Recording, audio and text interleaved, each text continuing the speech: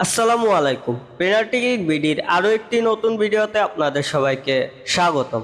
2026 FIFA বিশ্বকাপের ফাইনালে আর্জেন্টিনার বিপক্ষে লড়াইয়ের প্রস্তুতি শুরু করেছে স্পেন। ফ্রান্সকে হারিয়ে ফাইনাল নিশ্চিত করার পর বৃহস্পতিবার 16 জুলাই প্রথম অনুশীলন সেশনে মাঠে নামে স্পেন। তবে দলের দুই গুরুত্বপূর্ণ ফুটবলার লামিনে ইয়ামাল ও পেদ্রো পোরোকে মূল অনুশীলনে দেখা যায়নি।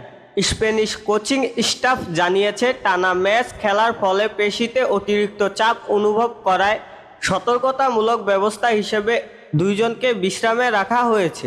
নিউ ইয়র্ক রেড বুলসের ট্রেনিং সেন্টারে দলের অন্য সদস্যরা অনুশীলনে অংশ নিলেও ইয়ামাল ও পোরো আলাদাভাবে ফিটনেস নিয়ে কাজ করেছেন। বিশেষভাবে আলোচনায় এসেছে ইয়ামালের শারীরিক অবস্থা। অনুশীলনের সময় তার বাম উরুতে ইলাস্টিক ব্যান্ডেজ দেখা গেছে।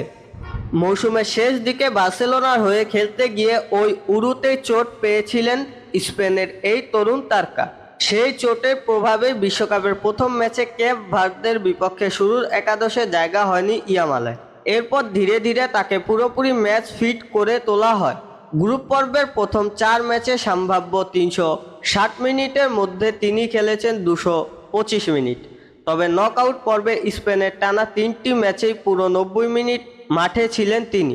অন্যদিকে ডান প্রান্তের ডিফেন্ডার পেদ্রো পোরোও স্পেনের বিশ্বকাপ অভিযানে গুরুত্বপূর্ণ ভূমিকা পালন করে আসছেন। তিনি 5টি ম্যাচে শুরুর একাদশে থেকেই মাঠে নেমেছেন এবং নকআউট পর্বে প্রায় প্রতিটি মিনিটই খেলেছেন।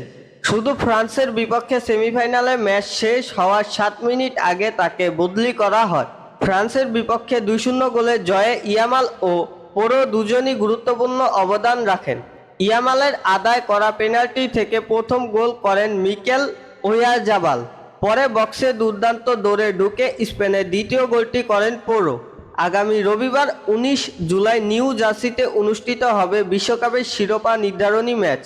দ্বিতীয়বারের মতো বিশ্বকাপ জয়ের লক্ষ্য নিয়ে মাঠে নামবে স্পেন। অন্যদিকে জয় পেলে আর্জেন্টিনা ইতিহাসে চতুর্থবারের মতো বিশ্ব চ্যাম্পিয়ন হওয়ার গৌরব অর্জন করবে।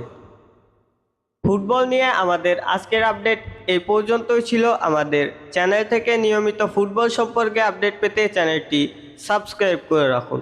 ধন্যবাদ।